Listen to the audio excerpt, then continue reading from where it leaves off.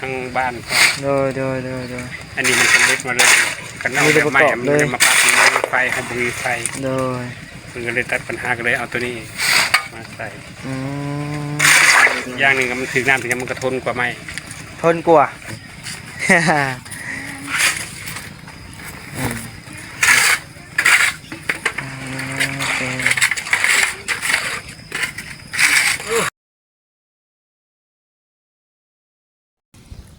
น้องพี่น้องเนาะ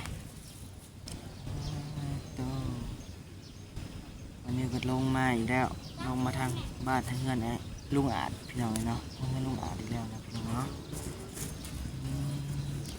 ยามบรรยากาศค่อยคำลงแรงนะพี่น้องเนาะบรรยากาศตอนช่วง5 โมง 6 โมงเนาะพี่น้องเนาะตอนช่วงนี้ก็ได้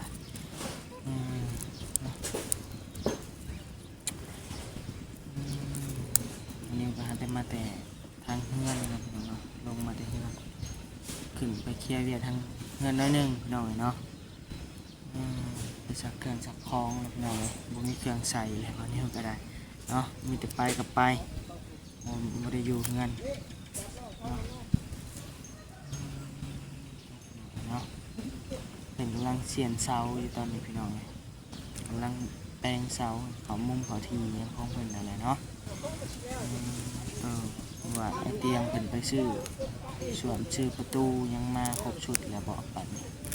ชื่อเล็กนั่นนี่มาปัดเนาะมันนี่ก็ว่าลายใหญ่ห่างนะพี่น้องเนาะกราบทักทายสบายดีเด้อเนาะพ่อแม่พี่น้องเนาะเมื่อทุกผู้ทุกคนเนาะสามารถชมคลิปบ่าวนิวพี่น้องเลยเนาะนี่ก็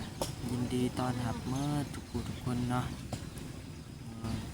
มาเบิ่งคลิปบ่าวนิวเดี๋ยวกับผู้ขับโฆษณาผลิตขอบมุกขอบใจหลายๆเนาะพ่อแม่พี่น้องเนาะเป็นเตะบานบ่เนาะเสียงปี๊ดเลยว่ะเนาะ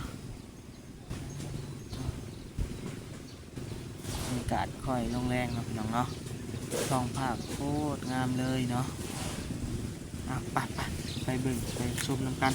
แม่บกคำเหมือนกับส่วนขี้ดินเนาะพี่น้องเนาะส่วนขี้ดินแป้งเบิ่งแป้งบอลเทียนมันรูปมันโน่นเลยเนาะพี่น้องเนาะเป็นแป้งมันเพียงพี่น้องเนาะเวลาฝนตกมาแหละมันขังนะมันขังพี่น้องเนาะเลยเป็นคนขี้ดินเขาไปใส่เลยเนาะผมมันเป็นเงาเลยเนาะพี่น้องเนาะฉึกอยู่เดี๋ยวมืออื่นก่อนจะไปตัดมันเนาะ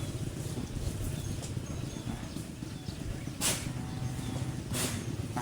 เบิ่งกันเนาะพี่น้องเนาะพี่น้องเลยเนาะบรรยากาศค่อยทำลงแรงพี่น้องเลยตะเวนจะเริ่มตกดินแล้วนะพี่น้องเนาะจากพอดีเห็นก้อนขี้เมฆนะพี่น้องเนาะโคตรงามเลยนะพี่น้องเนาะบรรยากาศนี่ครับโบเห็นมาเฮิงเลยนะพี่น้องเนาะที่ว่าก้อนเมฆพุ่นแบบนี้นะพี่น้องเนาะไปเบิ่งกันเด้อเนาะมาเบิ่งแม่ประคำกับหลานเพื่อนก่อนนะพี่น้องเนาะสบายดีเด้อแม่ประคำเนาะมืดเนาะเจ้ากันเนาะอยู่นี่เนาะกับหลานน้อยเพิ่นโดยสบายดีเนาะน้องใบเตยอาสยามบอก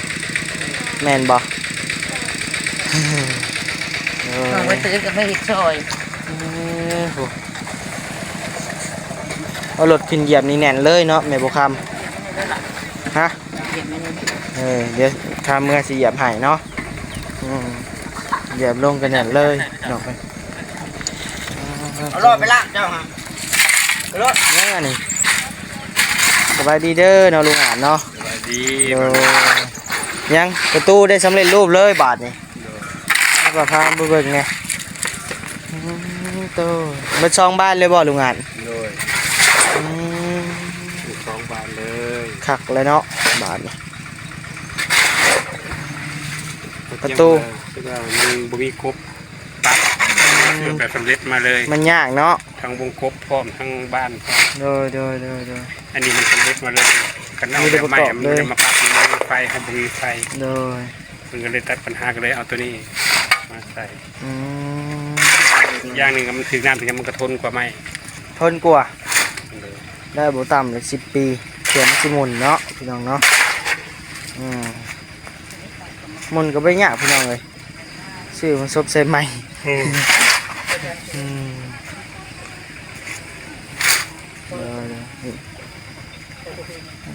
พลาสติกจบเกลือเลยพี่น้องเนาะ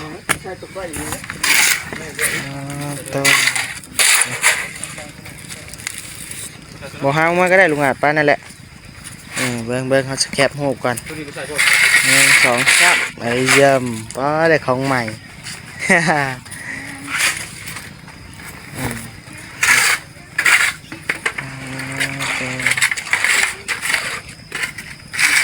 ตอนนี้มาร้ายหอบแรงนั่นเหมือนนี่ได้สบายดีเด้อเนาะไอ้สั่งเนาะสบายดีสบายดีฮะเป็นคลิปตุ๊กเด้มื้อนี้เอาหอบถ่ายหมู่รถเฮ้ยสวมกับไม้เลยบาดนี่พี่น้องเนาะสบายดีเด้อบ่มันงามเนาะสบายดีอันนี้ซ่อนเพราะว่ากองสร้างเองอันนี้ของสร้างบ่ตัวแม่นขัดเลยเนาะโอ้สบายเนาะกอยปูนเนาะ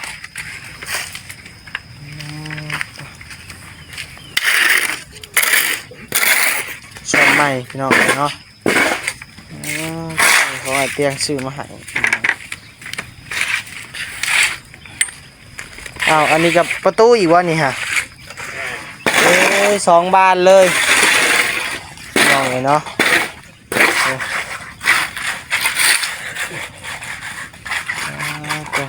เบาลิลี่เบาอัฟฟี่สบายดีเด้อบ่าวยาวบ่าวยาวสั่นบ่ยาวมาก่อน บ่แม่นได้บ่าวยาวคันลาด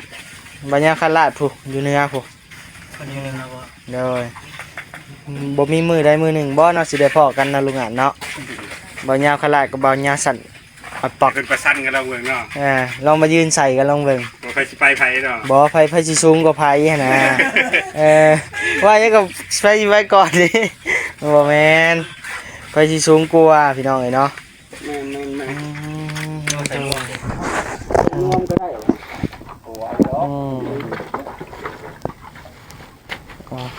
เนาะสำเร็จเสร็จสิ้นมือนี้เทคานบ่มืออื่นเทคานพี่น้องเอ้ยเนาะแม่นเอางอนงามขึ้นไปเครื่องเฮือนนี่เอาตู้ไว้อยู่นี่เอาประตูขึ้นบ่แม่ว่าส่งให้หน้าที่กับพี่มันขึ้นมาเอาแล้วคุณน้อยบอกไว้บาดเนาะ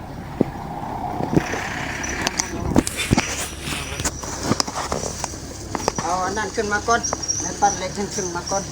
เอาไปเลยเอาให้มันแตกได้แตกเป็นชั้นที่ก้อนส่วมนี่ได้สาวขึ้นเทิงคือกันบ่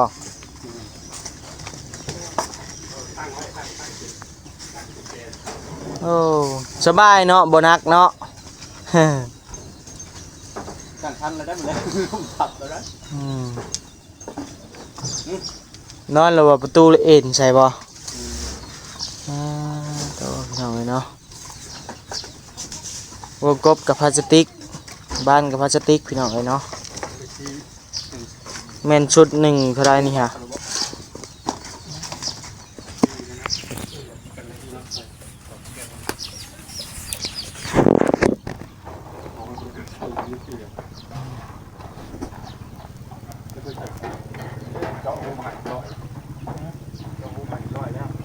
หันน็อตอย่างเดียวเลยมันบอกแบบนี้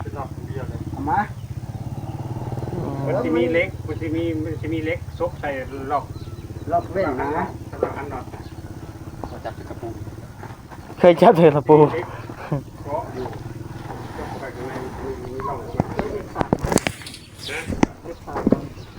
มันอยู่ในกล่องมันนี่แหละ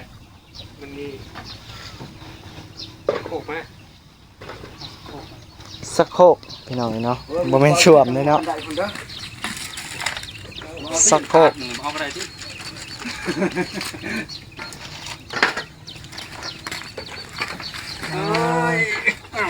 มาก้นบอกเอาก้นมัน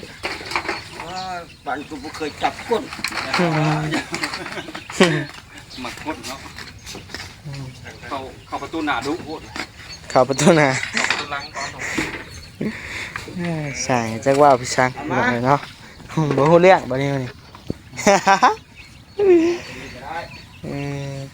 มาเนี่ยตันเล็กนั้นเอาขึ้นมาคอดตีนคอด ไก่กินข้าวไก่กินข้าว ไรแน่เล็บกระตุกเฮาเมื่อเอิ้นก็ได้มัดเล็บขุดคานก็ขึ้นแล้วก็ได้มัดคาน พุทธ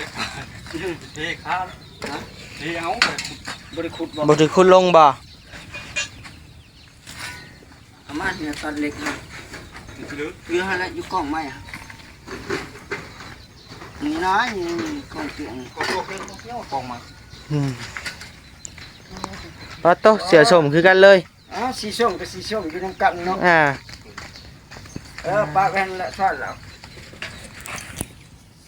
เม็ดแล้ววันนี้โอ้แม่นเฮาได้เหือนซ้ำนี่ละป้าอยู่เถียงนานี่ปลาเล่งไก่เล่งเป็ดนี่โอ้ยสุดยอด เพื่อนเจ้าบ่ได้เป็นแนวนี้บ่ บ่ เป็นแนวใด มันยังลังน้อยอยู่มันได้ใส่สาปูนไว้นี่โอ้ยโก้ยทั้งคักทั้งงามเลยอยู่ เพื่อนเจ้าบ่เห็นสปูนบ่ บ่สมัย พี่น้องเนาะเด้อ สงสารไปเรื่อง เนาะใช้ตูดบ่เนาะตูดลง เนาะ ดอก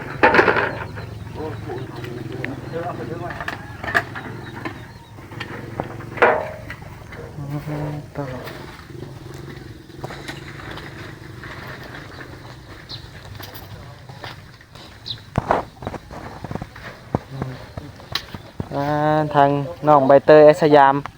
ยามน้ำยมน้ำนะพี่น้องเนาะไปถามเพิ่นก่อนนะพี่น้องเนาะได้มื้อแรงนอนกับแม่บ่ค้ำบ่ก็เดี๋ยวนอนกับแม่เฒ่าขึ้นเหยียบอยู่เทิงแม่โยมนะ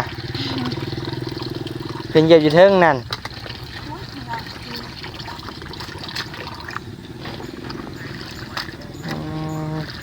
น้ำนี่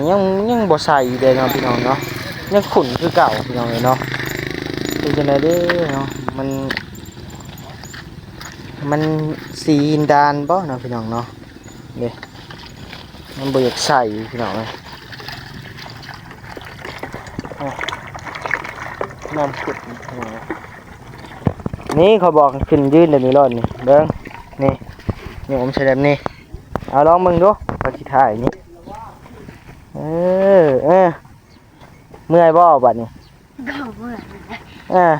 ให้ไปยืนอยู่หลุมพวกกินมันก็แป๊บเดียวก็เต็มเลยฮะเห็นบ่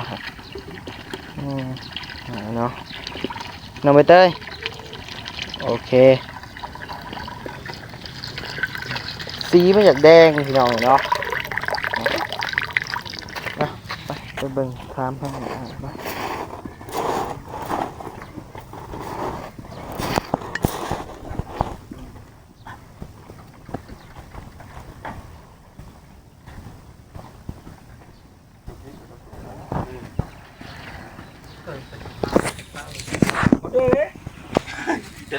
ลุงอ่ะแล้วหรือบ่ แล้ว แล้วหรือบ่ แล้วนะ มาพี่เนี่ยเขาขอถามจะเนี่ยโดยห้องน้ำเห็ดอยู่มุมใดก่อห้องน้ำอยู่นี่เลยเนาะเห็ดได้ไปเห็ดเต็มไปเลยบ่หรือว่าขันอีก 2คูณ2มานี่ซองไปนะซอง จากเสานี่มานี่ 2 เมตร มานี่2มานี่2เดี๋ยวทางนี้กระจงเป็นทางเขาเลยบ่ แม่น เห็ดเป็นเฮือนครัวเลย เฮือนครัว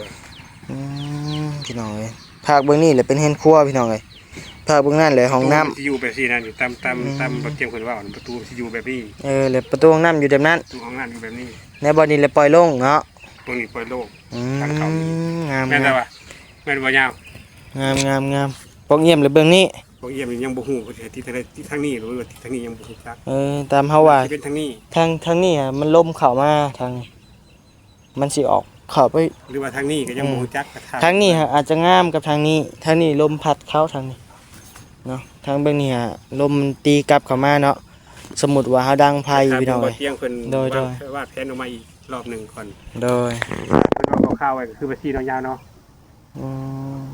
เพิ่นว่าห้องน้ำนี่2คูณ2คือว่าจากเสาตัวนี้มานี่ก็2เมตรแต่ก็จากนี้มานี่ก็2เมตร อื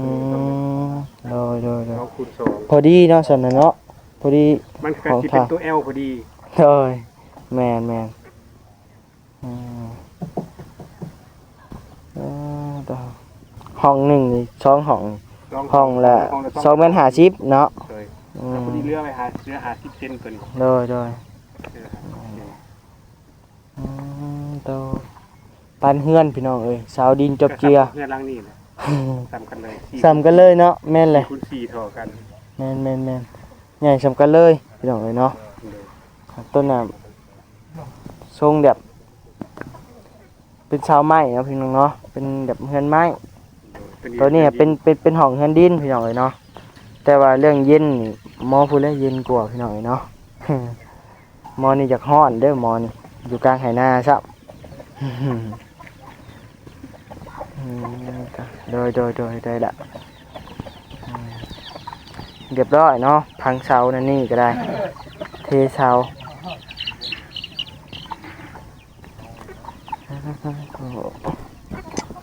น้ำอยู่นี่เราเพิ่มขึ้นมาเรื่อยๆเนาะลุงอ่ะเนาะ เพิ่มขึ้นมาเลย โดยมันคือเพิ่มนะนี่เนาะใช้กว่า บ่อเด้ โดยใช้กว่าน้ำโยกเจ้าอีกได้นี่ฮะ แม่น มันบ่แดงเนาะ มันเป็นน้ำตื้นเด้ อืม อันนั้นเขาทางลงไปมันผ่าน หินด้านเนาะ ดินดาน สีดิหินด้านพี่น้องเอ้ยบ่นี่ อั เบิ่ น ง นี้เขาขัดกินก็ได้ เนาะ มันบ่มีหินปูนนะมันมีหินปูนหลาย เออ สาเหตุก็มันลงไปแสกับหินด้านนั่นแหละ โดย อันนี้เขามาต้มกินได้เลยอันนี้ มันกองมาใหายเลยเนาะหักยูซิโน่ฮะนี่ว่าประหยัดอันอึดน้ำบ่ได้อึดเด้เนาะพี่น้องเนาะ คันถือ เนาะโรงงานเนาะ สายเพิ่นก็ได้อยู่ โดยโอ้ขุดลงจากแมตป้ายนี่เห็นน้ำบาดาลเห็นน้ำมันสางเลยพี่น้องเอ้ยเนาะ แต่ว่าก็ โอ้ร้อย สิ ได้ บ่ใส่ควายแรงควายฝนนั่นล่ะ โดย เพราะยามเป็น1เดือน2เพิ่นก็แห้ง แห้งว่าบ่มีเลยเนาะ เพราะว่าเพิ่น6ท่อเพิ่นก็ยังแห้งเด้ เออป้าอยู่ทางบ้านทางบ้านเหล่าบ้านหยังนี่เพิ่นบ่มีได้น้ำบาดาลมีแต่น้ำสางกับบ้านดงน้อยหัวค่ำมีแต่น้ำสาง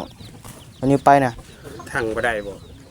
บ่ฮู้คือกัน บางบ้านก็ทั้งบ่ได้เพราะว่าทั้งแล้วมันเจือนในบัดนี้ ยันสิตายนั่นแหละ เพราะว่าเวลาเฮาปั๊มน้ำมาปุ๊บเอาน้ำขึ้นมาก็บ่ได้หมดคุยหนึงนะ โดย แต่เพิ่นก็ใส่แบบขุดข้างแซงเอา ยันประมาณนั่นแหละป้อขุดนะวิทย์ปลายกกอันนี้พี่น้องเอ้ยนี่ แสดงว่าบ้านนั้นเพิ่น อึดน้ เพิ่นทั้งบ่ได้ ำแม่น เลยใส่ขุดข้างแซงเอาเพราะว่า โดย ทั้งไปมันเป็นดีไซน์มันเจือนตลอดดิมันเจือนถม โดย แล้วมันก็ทำให้น้ำ วิทย์ปลายกกนี่แหละพี่น้องเอ้ยกกนี่อาจจะสูงโพด